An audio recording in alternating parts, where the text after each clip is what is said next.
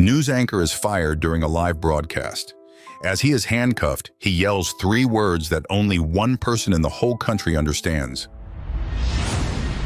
The studio lights blazed with their usual intensity, casting a warm glow across David Morris's weathered face.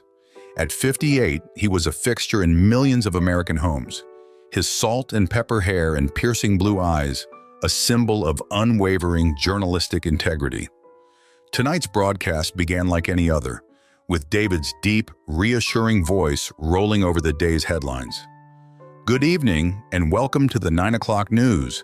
I'm David Morris. As he transitioned into the first story, a flicker of movement caught his eye. The red light on camera 2 blinked erratically, an unusual occurrence that set David's nerves on edge. He'd been in the business long enough to know when something was amiss. Maintaining his composure, David continued, "Our top story tonight, new developments in the ongoing investigation into corporate fraud at..." The studio doors burst open with a thunderous bang. David's words caught in his throat as a team of security guards stormed onto the set, their faces grim and determined. The camera operator stumbled back, nearly dropping his equipment. "David Morris," a burly guard announced, his voice echoing through the suddenly silent studio. "You're under arrest."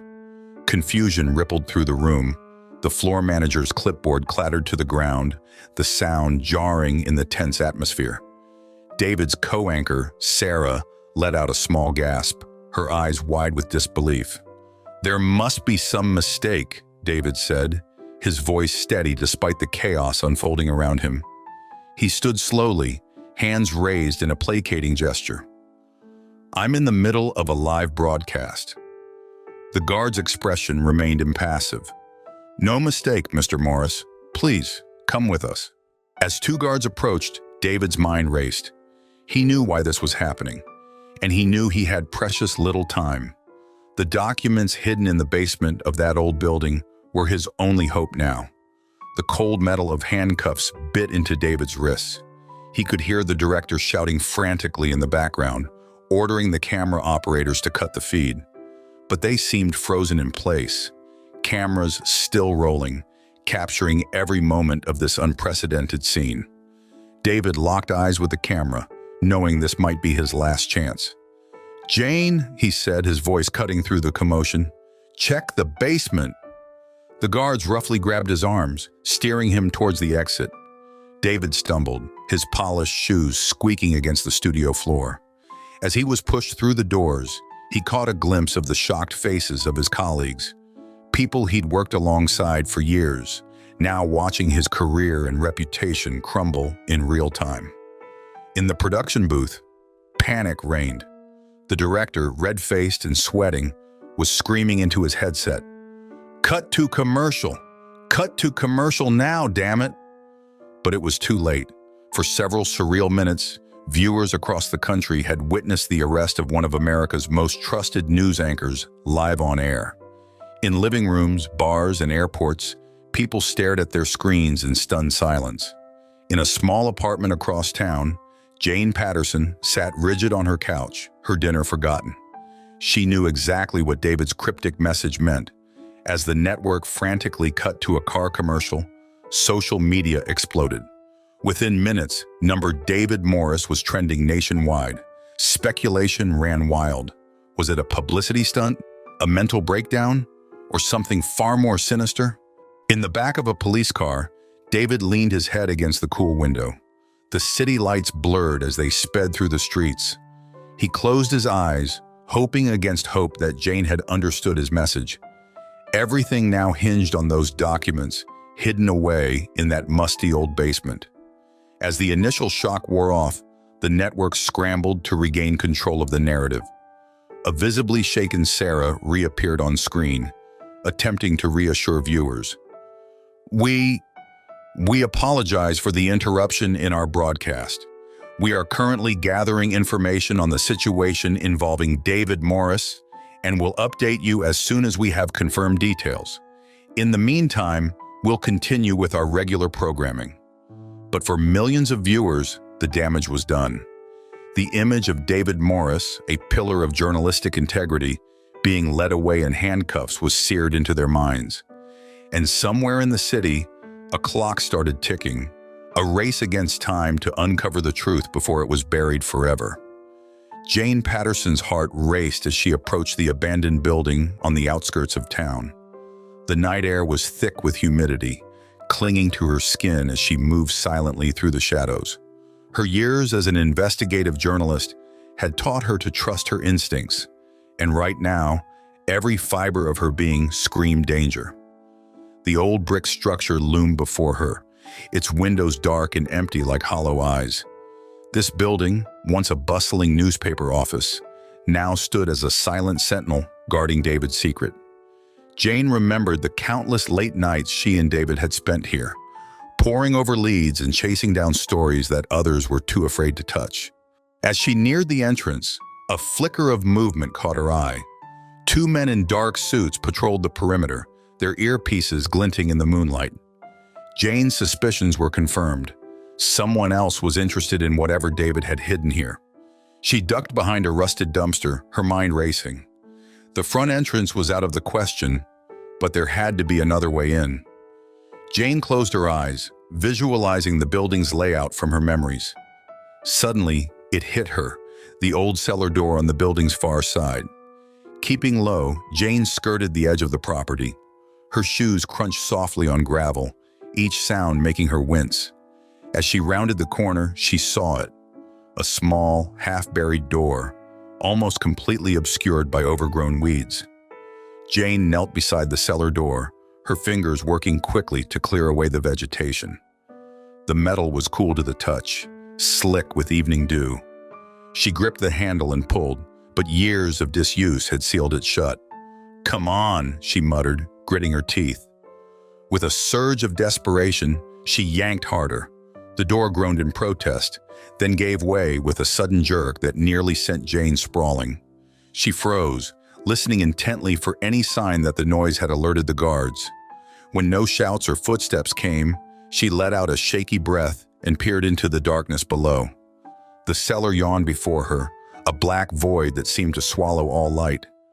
Jane pulled out her phone, using its faint glow to illuminate her descent. The stairs creaked ominously under her weight, each step a potential betrayal of her presence. At the bottom, the musty smell of damp and decay assaulted her senses. Jane swept her phone's light across the room, revealing shelves lined with moldering boxes and forgotten filing cabinets. In the far corner, barely visible in the gloom, stood an old metal desk. Jane approached it cautiously, her free hand outstretched to avoid unseen obstacles. As she neared the desk, a memory surfaced. David showing her a hidden compartment, a perfect place to stash sensitive information. Her fingers probed the underside of the desk, searching for the latch. For a heart-stopping moment, she thought she'd imagined it, but then, click. A small drawer popped open, revealing a thick manila envelope. Just as Jane grasped the envelope, a noise from above made her blood run cold. Heavy footsteps creaked on the floorboards directly overhead. The guards had entered the building. Jane's mind raced. She couldn't go back the way she came. They'd see her for sure. Her eyes darted around the cellar, desperately seeking an alternative. Then she spotted it, a narrow passage leading deeper into the building's bowels. With no time to hesitate, Jane plunged into the darkness. The passage was tight, forcing her to crouch as she moved forward. Cobwebs clung to her face, and unseen things scuttled away from her footsteps.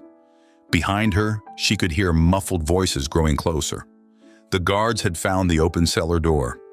Jane pushed on, ignoring the claustrophobic press of the walls around her. The passage seemed endless, twisting and turning until Jane lost all sense of direction. Just as panic began to set in, she felt a cool breeze on her face. The tunnel widened, opening into a larger chamber. Jane's light revealed rusted pipes and ancient machinery, some kind of old pumping station. And there on the far wall was a heavy metal door with a faded exit sign above it. She rushed to the door, praying it wasn't locked. The handle turned with a screech of protest, and Jane found herself staring at a ladder leading up to a manhole cover. With trembling arms, she pushed against the cover. It lifted slowly, revealing a star-filled sky above. Jane hauled herself out, emerging into an alley several blocks from where she'd entered. As she replaced the manhole cover, Jane clutched the envelope to her chest.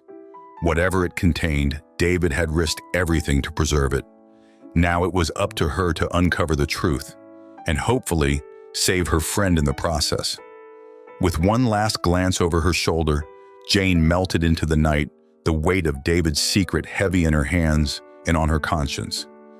Jane's heart pounded as she emerged from the sewer system, the cool night air a stark contrast to the damp, musty tunnels she'd just navigated. She found herself in an industrial district, surrounded by warehouses and the distant hum of late-night machinery. The envelope, now safely tucked inside her jacket, felt like it weighed a ton. She took a moment to catch her breath and get her bearings. The adrenaline that had fueled her escape was beginning to wear off, replaced by a gnawing anxiety. Jane knew she wasn't out of danger yet. Whoever was after David would surely be looking for her now, too. As she walked briskly down the empty street, her mind raced with possibilities. What could be in the envelope that was worth arresting David on live television? And more importantly, who could she trust with this information? The sound of a car engine in the distance made Jane duck into a shadowy alleyway. She held her breath as the vehicle passed, its headlights briefly illuminating her hiding spot. It wasn't until the taillights disappeared around a corner that she allowed herself to relax slightly. Jane pulled out her phone, her fingers hovering over the keypad. She wanted desperately to call someone, anyone, but she knew better. If David's phone had been tapped, hers might be too. She couldn't risk leading them straight to her. Instead, she opened a rideshare app and requested a pickup from a location a few blocks away. As she waited for the car to arrive, Jane's thoughts turned to David. Where was he now? Was he okay? The image of him being led away in handcuffs played on repeat in her mind. The ride to her apartment was tense. Every red light felt like an eternity, every turn a potential ambush. Jane kept her eyes on the rearview mirror, watching for any signs of pursuit. The driver, sensing her unease, remained silent throughout the journey. Finally, they arrived at her building. Jane quickly paid and hurried inside, taking the stairs two at a time. It wasn't until she was safely inside her apartment, door locked and chained, that she allowed herself to breathe normally again. Jane drew the curtains and turned on a small lamp, casting the room in a soft, warm glow. She placed the envelope on her coffee table and stared at it, both eager and afraid to see its contents. With trembling hands, she carefully opened the seal. Inside, she found a stack of documents, some handwritten notes, and a small USB drive. As she began to sift through the papers, her eyes widened in disbelief. There were financial records showing massive, unexplained transfers to offshore accounts, internal memos discussing the suppression of certain news stories, and most damning of all, evidence of collusion between network executives and high-ranking government officials. Jane's journalistic instincts kicked into high gear. This was bigger than she had imagined, a conspiracy that reached into the highest levels of media and politics. No wonder they had moved so quickly to silence David. As she continued to pore over the documents, a chill ran down her spine. Some of the names mentioned were people she knew, colleagues she had worked with for years. How deep did this corruption go? Jane reached for the USB drive, plugging it into her laptop. It contained video files, secretly recorded conversations that corroborated the paper trail. She watched, stunned, as people she had once respected casually discussed manipulating public opinion and burying incriminating stories. The weight of the situation settled on her shoulders. Jane realized that she was now the keeper of a truth that could shake the foundations of the country's media landscape. But with that knowledge came immense danger. She couldn't stay here. Her apartment was the first place they would look once they realized the documents were missing. Jane quickly packed a small bag with essentials, her mind racing to formulate a plan. She needed somewhere safe to analyze the information and figure out her next move. But more than that, she needed allies, people she could trust implicitly, who had the skills and resources to help her navigate this treacherous landscape. As she zipped up her bag, a name came to mind: Sam Daniels. The former investigative journalist had left the field years ago after a story had taken a personal toll. But if anyone could help her make sense of this and find a way to expose the truth, it was Sam. Jane carefully repacked the documents and the USB drive, securing them in a hidden compartment in her bag. She took one last look around her apartment, wondering if she'd ever see it again. With a deep breath, she opened her door and stepped out into the hallway. The journey ahead was uncertain and fraught with danger, but Jane was determined. For David's sake, and for the sake of the truth, she had to see this through. As she left her building and melted into the night, Jane felt a mix of fear and resolve. Whatever challenges lay ahead, she was ready to face them. The truth had to come out, no matter the cost. Jane's footsteps echoed in the quiet streets as she made her way to a dingy payphone on the corner. Her fingers trembled as she dialed Sam's number, praying he hadn't changed it. The phone rang once, twice, 3 times before clicking to voicemail. "Sam, it's Jane. The old diner, 1 hour. It's about David. Please come." She kept the message cryptic, knowing Sam would understand the urgency. The next hour passed in a blur of paranoia and anticipation. Jane found herself at Pete's all-night diner, a greasy spoon on the outskirts of town where she and Sam used to grab late-night coffees during stakeouts. She chose a booth with a clear view of both exits and ordered a black coffee to steady her nerves. As the hour mark approached, Jane's eyes darted to the door with each chime of the bell. Finally, a familiar figure walked in, his shoulders slightly hunched and his beard more gray than she remembered. Sam slid into the booth across from her, his eyes scanning the diner before settling on Jane. "You look like hell," he said, his gruff voice tinged with concern. "It's been a long night," Jane replied, pushing her untouched coffee towards him. "Thanks for coming." Sam took a sip and grimaced. "Still tastes like motor oil. Now what's this about David?" Jane leaned in, keeping her voice low. "He's been arrested, Sam, on live TV, but it's not what it seems. He left me a message, led me to some documents. What I found, it's big. Bigger than anything we've ever dealt with." Sam's eyes narrowed. "How big are we talking? Network executives, government officials, massive cover-ups, the kind of story that gets people killed." The old fire flickered in Sam's eyes. "Jesus, Jane, you sure you want to get mixed up in this? I don't have a choice. David's counting on me. On us." She paused, studying his face. "I need your help, Sam. Your contacts, your experience. I can't do this alone." Sam leaned back, running a hand through his thinning hair. "I left this life behind for a reason, Jane. After what happened with the Carlson story."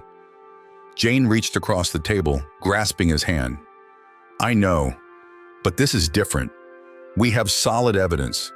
We can bring them down, Sam. All of them." For a long moment, Sam said nothing. Jane could almost see the gears turning in his head, weighing the risks against his long-buried sense of justice. Finally, he let out a heavy sigh. "All right, I'm in, but we do this smart. No unnecessary risks." Relief washed over Jane. "Thank you, Sam, I mean it."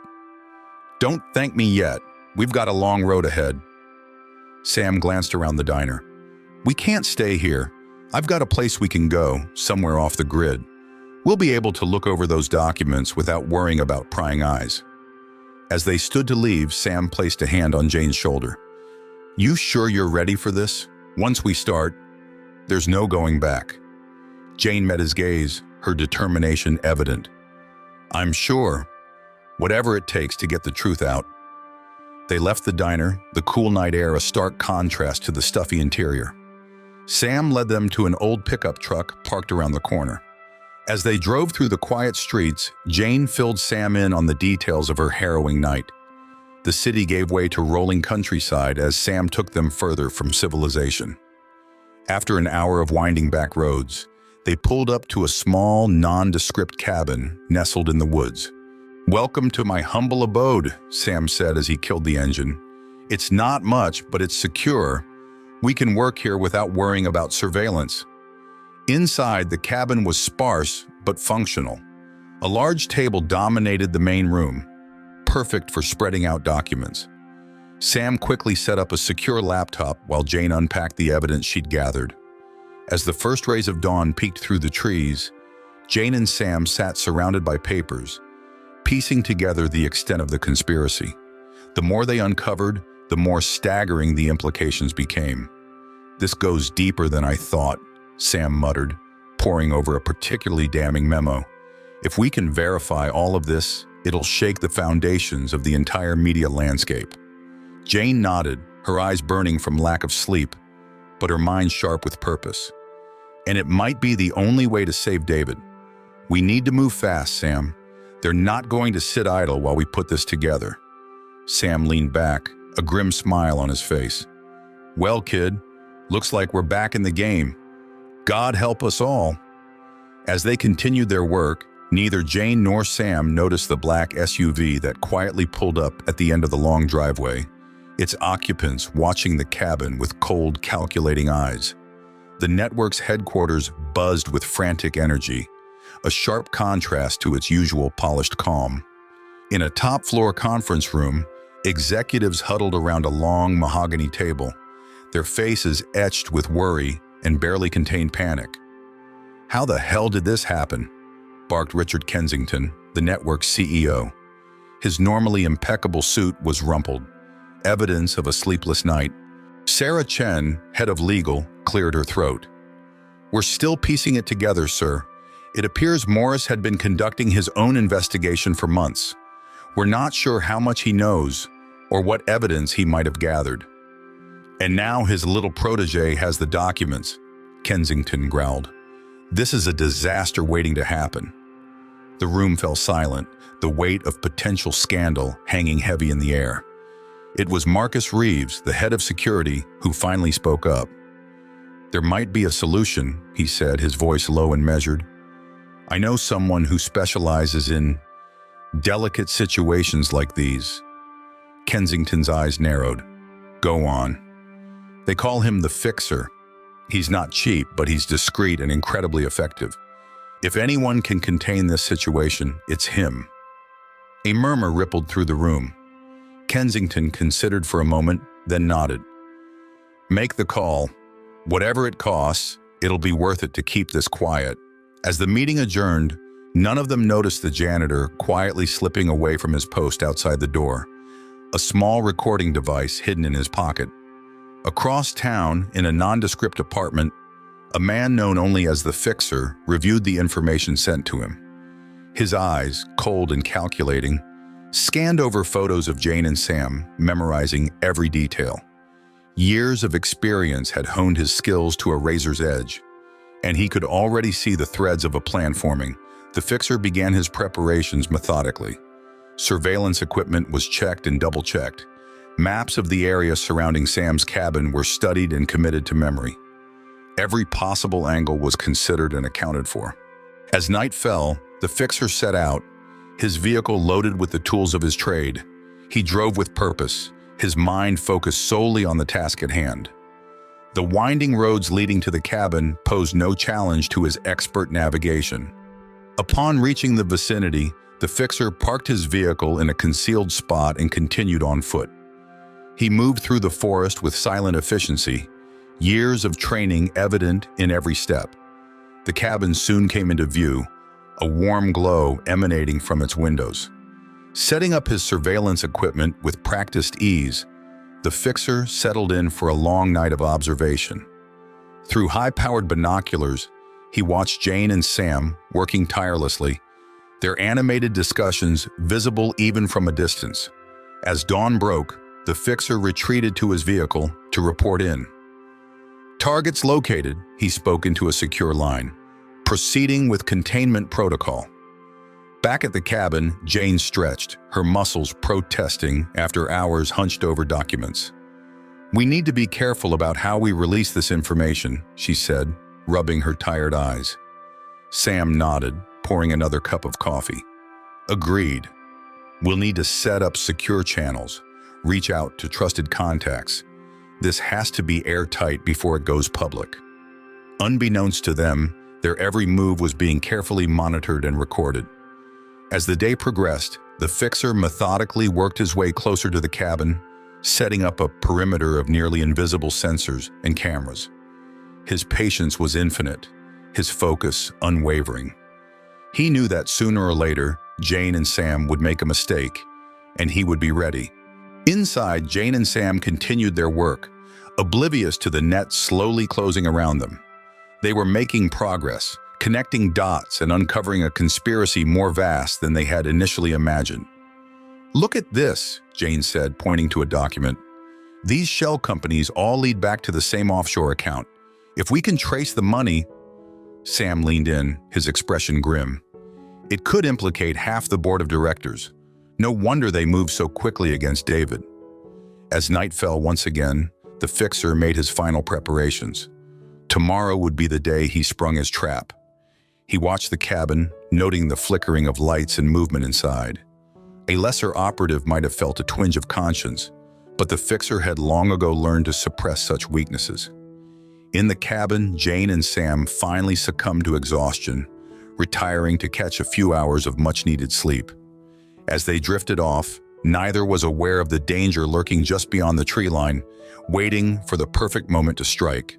The forest stood silent, a deceptive calm before the storm that was about to break. The fate of the truth, and possibly the entire media landscape, hung in the balance, with only the tireless determination of two journalists standing against the machinations of those who would keep it buried. The first rays of dawn crept through the cabin windows, casting long shadows across the room. Jane stirred, her body aching from the uncomfortable couch. She blinked, momentarily disoriented, before the events of the past few days came rushing back. Sam was already up, hunched over the laptop, his fingers flying across the keyboard. "Morning," he grunted, not looking up. "I think I've found something." Jane stumbled to the kitchenette, pouring herself a cup of lukewarm coffee. "What is it?" "I've been cross-referencing the financial data with some of my old contacts. There's a pattern here, Jane. These aren't just random acts of corruption. It's systematic." She leaned over his shoulder, scanning the screen. "My God," she breathed. "It goes all the way up to—" A twig snapped outside, cutting her off mid-sentence. Sam's head jerked up, his eyes narrowing. "Did you hear that?" Jane nodded, her heart suddenly racing. They moved silently to the window, peering out through a gap in the curtains. The forest seemed peaceful, but years of investigative work had honed their instincts. Something was off. "We need to move," Sam whispered. "Now!" They worked quickly, gathering the most crucial documents and copying files onto encrypted drives. Jane's hands shook as she stuffed everything into a backpack. Sam retrieved a small case from under a floorboard, revealing a handgun. At Jane's surprised look, he shrugged. "Old habits die hard." Just as they were about to make for the door, a small metallic object crashed through the window. Smoke began to pour out, filling the room with a thick, acrid haze. "Run!" Sam shouted, grabbing Jane's arm and pulling her towards the back of the cabin. They burst out the rear door, gulping in the fresh air. The forest loomed before them, offering cover, but also concealing potential threats. They had no choice but to plunge into the undergrowth. Jane's lungs burned as they ran, branches whipping at her face. She could hear footsteps behind them, steady and relentless. The fixer was in pursuit. Sam led them through the woods, his familiarity with the terrain their only advantage. They ducked under low-hanging branches and leapt over fallen logs, the sounds of their pursuer never far behind. Suddenly, Sam pulled Jane behind a large boulder. "There's an old ranger station about a mile north," he whispered between ragged breaths. "If we can make it there, we might have a chance." Jane nodded, too winded to speak. They set off again, trying to balance speed with stealth. The forest seemed to close in around them, every shadow a potential hiding place for their pursuer. Jane's foot caught on a root, sending her sprawling. Sam hauled her up, his eyes wild with fear and determination. "Come on," he urged. "We're almost there." The ranger station appeared ahead, a dilapidated wooden structure nearly swallowed by the surrounding forest. They rushed inside, Sam immediately barricading the door with whatever furniture he could move. Jane slumped against a wall, her chest heaving. "What now?" Sam was already examining the station's layout. "We make a stand," he said grimly. "It's our only choice." They worked quickly to fortify their position, using old equipment to create makeshift traps and barriers. Jane's mind raced, trying to figure out a way to get the information out even if they didn't make it. "Sam," she said, an idea forming, "do you still have that old radio transmitter in your truck?" His eyes lit up with understanding. "It's a long shot, but it might work. If we can broadcast even a portion of what we've uncovered." A sound outside silenced them both. Footsteps, slow and deliberate, circled the station. The fixer had found them. Jane and Sam shared a look, years of friendship and shared experiences, condensed into a single silent exchange. Whatever happened next, they were in it together. The first attack came swiftly, a smoke grenade through a broken window. As acrid fumes filled the station, Jane and Sam put their hastily made plans into action. Sam fired blindly through the smoke, more to keep their attacker at bay than to actually hit him. Jane scrambled to set up the transmitter, her fingers flying over the unfamiliar equipment. Come on," she muttered, willing it to work. Outside, the fixer methodically worked to breach their defenses. He had to admit they were putting up more of a fight than he had anticipated. But it wouldn't be enough. It never was. As the battle for truth and survival raged in the remote forest station, the fate of a nation's media integrity hung in the balance. The next few minutes would determine whether the truth would see the light of day, or if it would be buried forever in the shadowy world of corporate corruption. The acrid smoke swirled through the ranger station, stinging Jane's eyes as she frantically worked on the transmitter. Her fingers, slick with sweat, fumbled with the wires. Sam's occasional bursts of gunfire punctuated the tense silence, keeping the fixer at bay. "How's it coming?" Sam called out, his voice strained. "Almost there," Jane replied, her tongue between her teeth as she made the final connections. "Just need to boost the signal."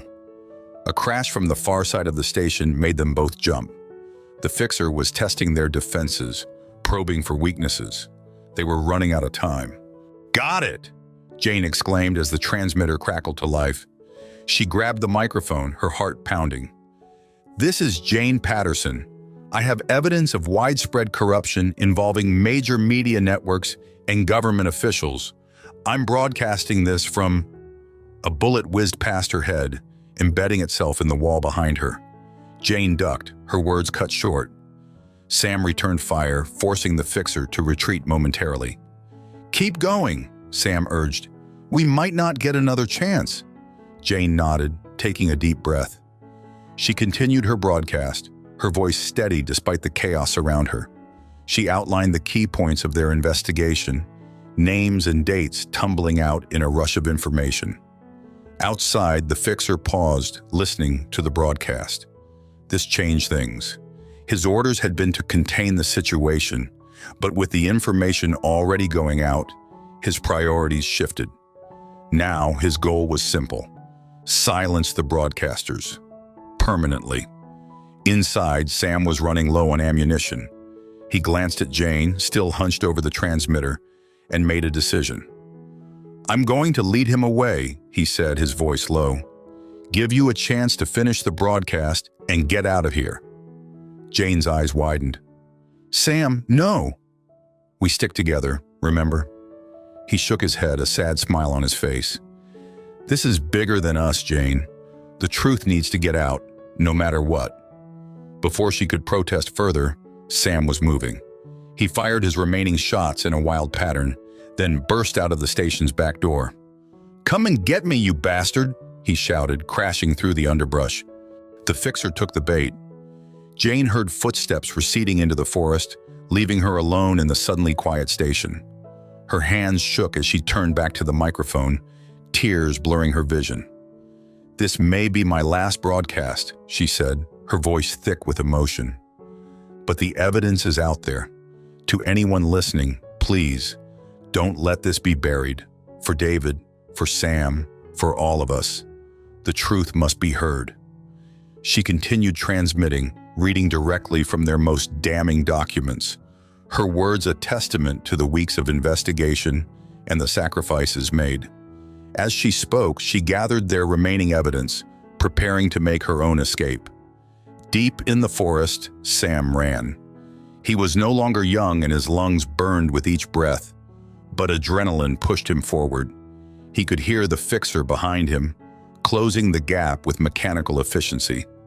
Sam's foot caught on a root, sending him sprawling. He rolled, coming up against a tree, his empty gun raised uselessly. The fixer emerged from the shadows, his own weapon trained unerringly on Sam. "It's over," the fixer said, his voice devoid of emotion.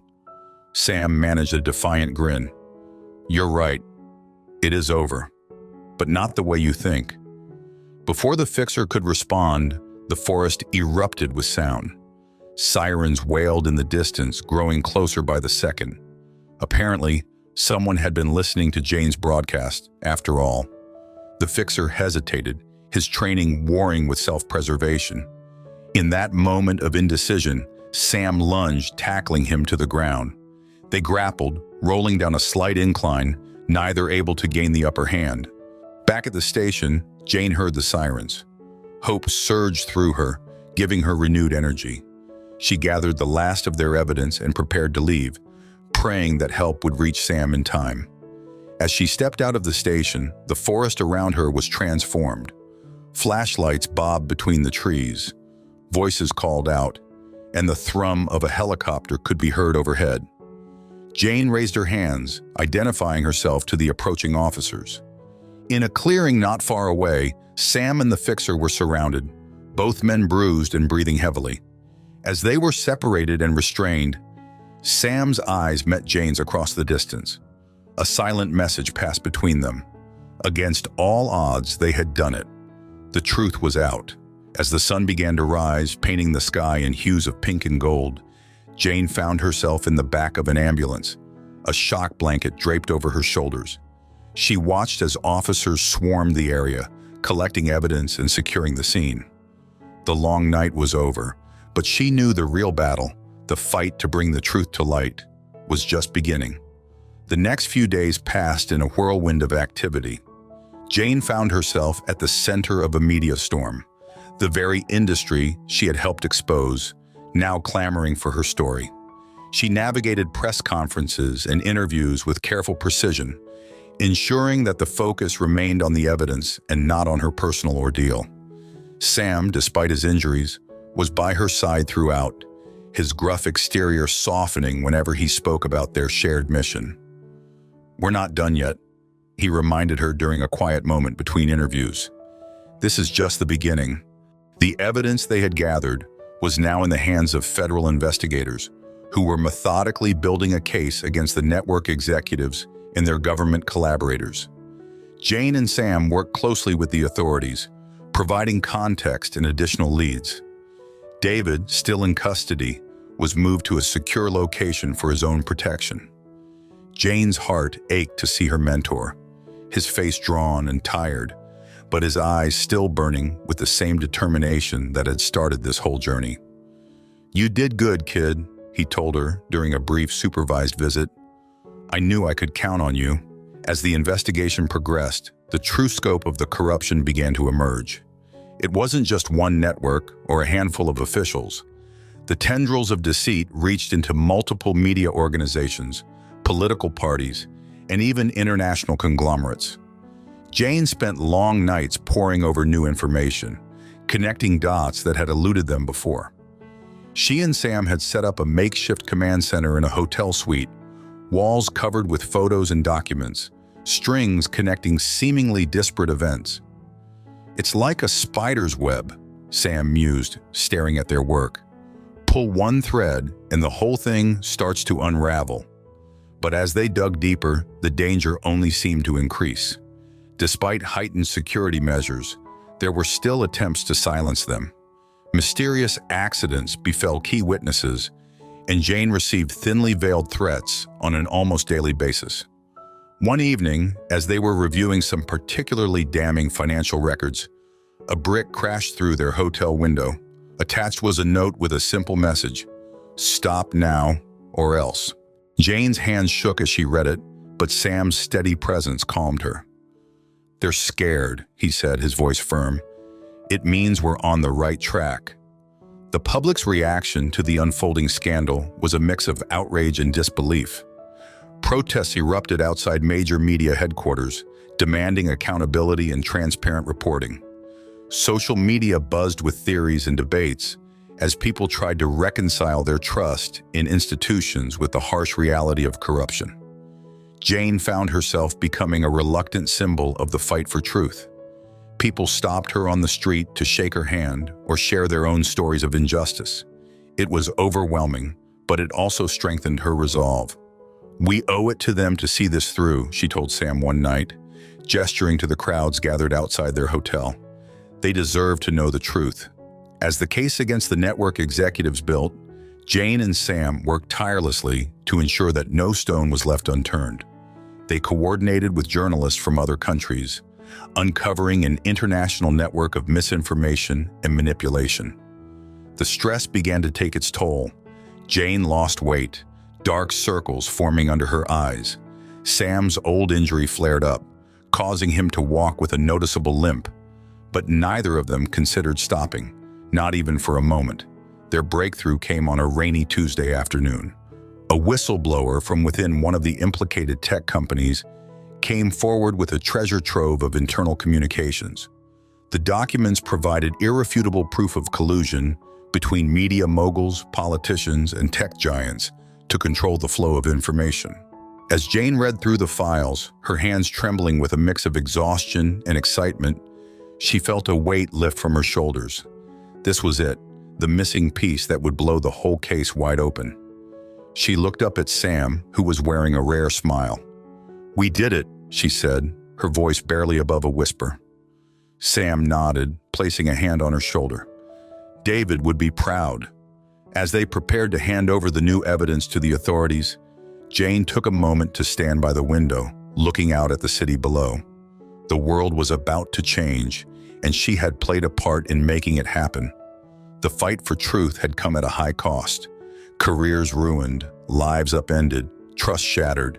But as Jane watched the sun break through the clouds, she felt a glimmer of hope. Maybe, just maybe, they had paved the way for a more honest, transparent future. With a deep breath, she turned back to Sam.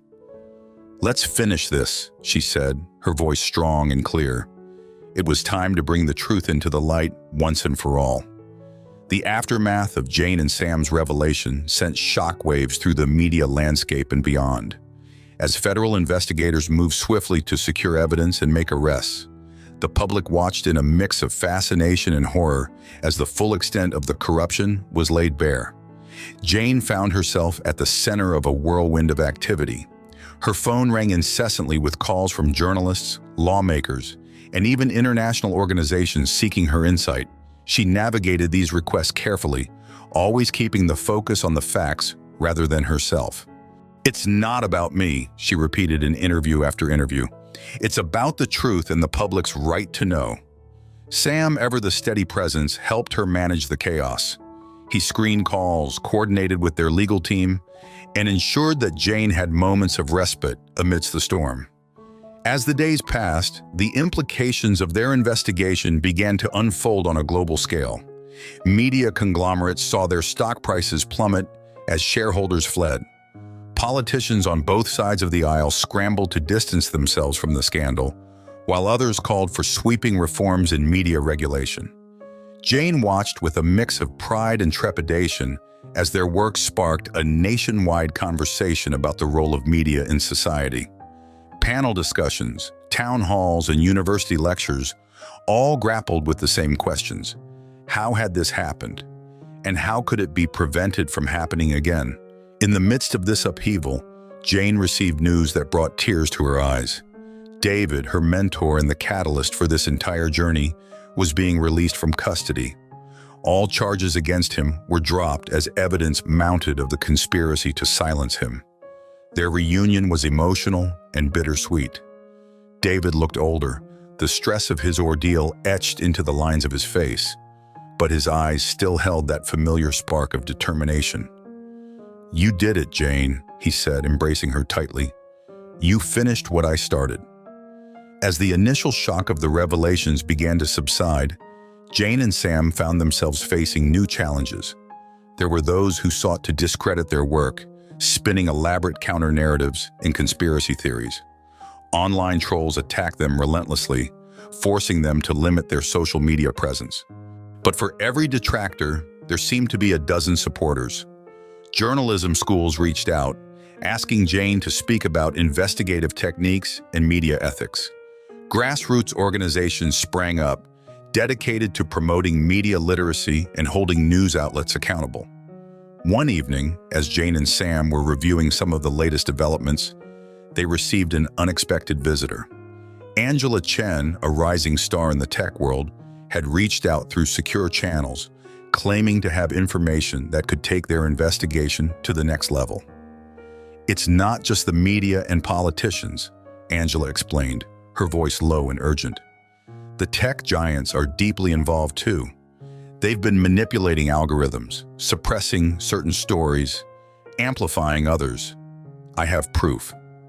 Jane and Sam exchanged glances, realizing that their work was far from over. This new lead could potentially expose an even wider network of manipulation and control. As they began to dig into Angela's information, Jane felt a familiar mix of excitement and apprehension. The stakes were higher than ever, and she knew that powerful forces would stop at nothing to keep this information buried. "Are you sure you want to do this?" Sam asked, sensing her internal conflict. "We've already accomplished so much. No one would blame you for stepping back." Jane took a deep breath, considering his words. The past few months had been exhausting, physically and emotionally. Part of her longed for normalcy, for a life away from the spotlight and the constant pressure. But as she looked at the evidence spread out before them, at the faces of those who had risked everything to bring the truth to light, she knew there was only one choice she could make. "We've come too far to stop now," she said, her voice filled with quiet determination. "The public deserves to know the whole truth, no matter where it leads us." Sam nodded, a small smile playing at the corners of his mouth. "I had a feeling you'd say that. All right then, partner. Let's see where this rabbit hole takes us." As they turned their attention to Angela's files, Jane felt a renewed sense of purpose. The road ahead would be challenging, perhaps even dangerous. But with Sam by her side and the support of those who believed in their mission, she was ready to face whatever came next. The fight for truth and transparency was far from over. In fact, it was about to enter a new, even more critical phase. As night fell over the city, Jane, Sam, and Angela huddled around the computer, ready to unravel the next layer of the vast conspiracy that had shaken the foundations of media and democracy itself. As the sun rose on a new day, Jane, Sam, and Angela found themselves at the center of a storm that was reshaping the very fabric of modern communication.